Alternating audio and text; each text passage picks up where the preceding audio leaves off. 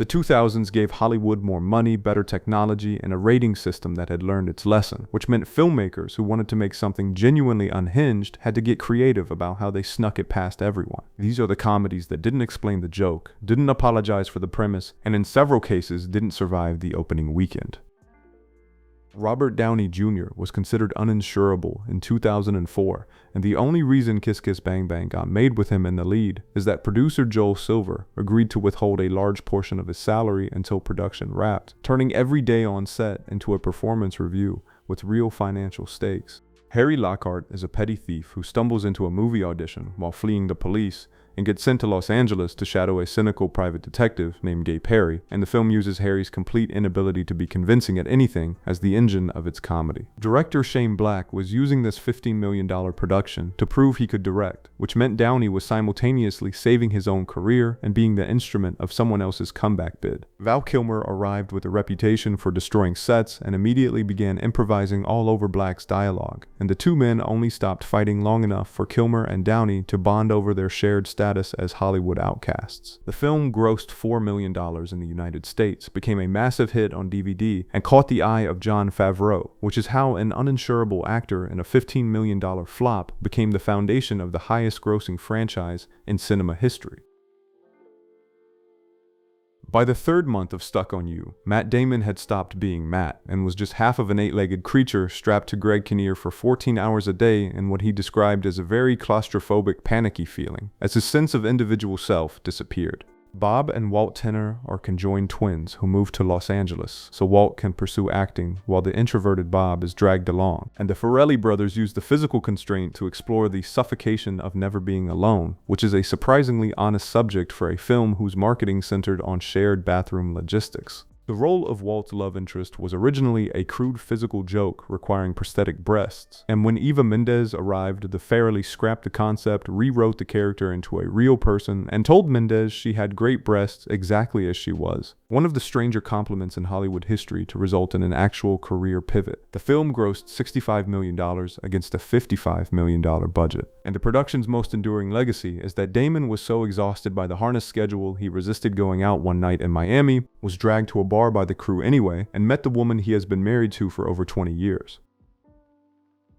Fox buried a film in 130 theaters with no marketing budget, no press screenings, and no trailers after Mike Judge made it. And the studio either had no sense of irony about a movie where Fox was the last functioning media company and Starbucks offered sexual services, or a very precise sense of it. Joe Bowers is the most average man in the military who wakes up 500 years later as the smartest person on Earth in a civilization that waters crops with a sports drink because it has electrolytes. And Judge shoots it as a documentary about a future mainly distinguished from the present by being louder. The production needed a shoe that looked futuristic but profoundly stupid, so they found a startup selling plastic clogs that were certain to fail because they were too ugly and bought them in bulk as the cheapest option available. But what they didn't know is that by 2006, Crocs had become a multi-billion-dollar global brand. Judge told the New York Times that Fox was protecting its corporate partners, which is the most Idiocracy explanation for why Idiocracy got buried that anyone could have invented. The film grossed $495,000 theatrically, sold millions of DVDs, and Terry Crews became so associated with President Camacho that he was asked to reprise the role during two separate American elections, both of which made the film look less like satire and more like a spoiler.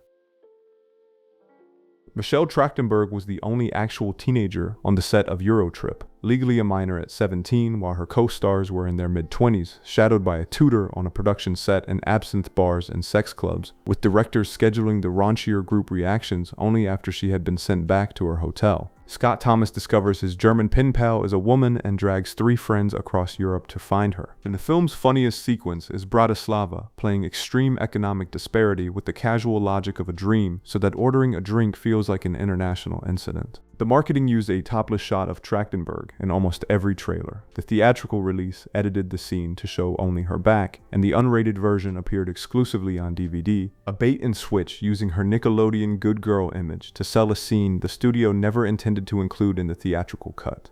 Matt Damon shaved his head for real to play the punk singer, refused an on-screen credit, performed Scotty Doesn't Know in a single day between commitments, and the song charted on the Billboard Hot 100. A rare achievement for a fictional band fronted by an uncredited movie star. The film grossed $20.8 million against a $25 million budget, and director Jeff Schaffer later described the experience as going to movie jail, a sentence delivered without a hearing. The era of Bedazzled left Brendan Fraser feeling like Boxer the horse from Animal Farm, whose only job was to work harder, telling GQ in 2018 that he was being held together with tape and ice, a precise description of what it looks like when a studio turns a human being into a recurring physical comedy product. Elliot Richards is a desperate tech support worker who sells his soul for 7 wishes, each twisted into a nightmare. And the film's best moment is the sensitive guy wish, which weaponizes the exhaustion of a sunset that never ends until the audience is craving the devil's intervention just to escape the relentless, tearful earnestness. Fraser makes the comedy land by overcommitting to the reset between each wish, his eyes retaining a flicker of the previous wish's trauma, while his body tries to inhabit an entirely new doomed reality. Elizabeth Hurley arrived at the premiere to find hundreds of protesters carrying signs that read Elizabeth Scabley, "You Make Me Hurl," paid a $100,000 fine to the SAG union for filming a commercial during a strike, and the film grossed $90 million worldwide on a $48 million budget. Fraser spent the decade after being held together with tape and ice, then spent the decade after that dismantling the persona that had required it. Michael Showalter went to a theater in Union Square on the Friday Wet Hot American Summer opened, found maybe 4 people in the audience, looked at David Wayne, and later told The Guardian it wasn't just a slow start, but a total absolute rejection by the world, which is the specific feeling of watching something disappear while sitting in the same room. The film is set on the last day of a summer camp where none of the counselors act their age, and its funniest moment is Paul Rudd's cafeteria tray scene, where his commitment to aggressive entitlement makes picking up trash feel like a soul-crushing labor he's too important to perform, forcing the audience to sit in the full silence of his contempt. The production shot in Pennsylvania in May while it rained every single day. Garofalo was so miserable she nearly quit the industry, and the crew was too broke for rain delays, meaning actors performed sunny scenes standing in actual puddles. Bradley Cooper skipped his graduation to be there, covered himself in generic Vaseline for a graphic sex scene, and the only distribution offer was $100,000 flat from USA Films. It took 5 years of word of mouth to turn a profit, and Netflix eventually paid the cast significantly more than the pittance they received in 2001, which Cooper presumably used for something better than graduation. Harvey Weinstein expected a $20 million opening weekend from Zack and Miri and got $42 million total against a $24 million budget, with Kevin Smith describing the fallout as watching a film he loved get murdered by studio politics, an experience he said destroyed his desire to work within Hollywood. Zack and Miri are lifelong platonic roommates who decide to film an adult movie to solve their debt. And the film shifts the exact second the camera lingers on Elizabeth Banks' face during the shoot, her expression moving from professional detachment to the terrifying realization of genuine intimacy. Smith treating the physical act not as a punchline but as a catalyst that strips away both characters' defensive irony. Banks was the face of a film whose title so many television stations refused to broadcast, that the studio rebranded the posters to just Zack and Miri, removing the words the film was named after, and confusing the exact audience who would have bought tickets. The MPAA gave it an adults-only rating, and Smith spent months negotiating before cutting a specific 14-frame shot to secure the R rating. Smith publicly retired from traditional filmmaking shortly after, which lasted until it didn't, but the retirement announcement was real enough that he meant it at the time. Chris Evans was so terrified the whipped cream banana suit scene and not another teen movie would end his career that he nearly turned down the role because he didn't want his parents to see him in that state. And for years, he refused to discuss the film in interviews, which is the specific anxiety of someone who has not yet been Captain America and cannot see how the story ends. The film parodies every late 90s teen drama simultaneously, following a quarterback who bets he can turn the school outcast into prom queen and discovers she isn't actually ugly, she just wears glasses and overalls. And Gallen keeps the satire dense enough that the film essentially destroyed the genre it was mocking. Kyler Lee was hiding a severe cocaine addiction throughout the shoot, and Gallen eventually pulled her aside because she had become unhealthily thin and was struggling to maintain energy, a confrontation she later described as the moment she realized she was about to lose her career before it began. The $15 million film grossed $66 million, while several supporting cast members found themselves unable to escape the parody actor label and never broke into the dramatic roles they had wanted.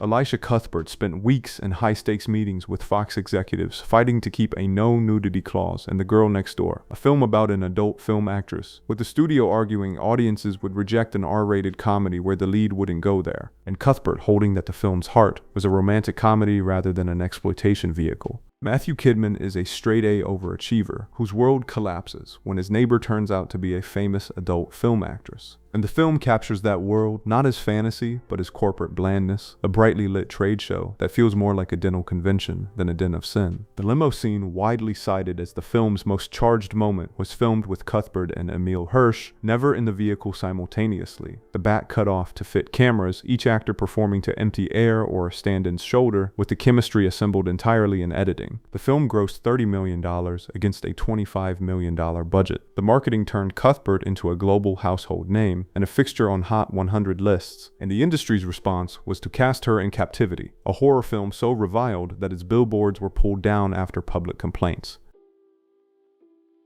The FBI opened a file on Sacha Baron Cohen during Borat, assigned a team to follow the shoot after reports of a suspicious man in an ice cream truck behaving erratically across the Midwest, and Secret Service agents questioned him after he attempted to enter the White House grounds in character, meaning the production's legal team was on standby to extract their director from federal custody daily.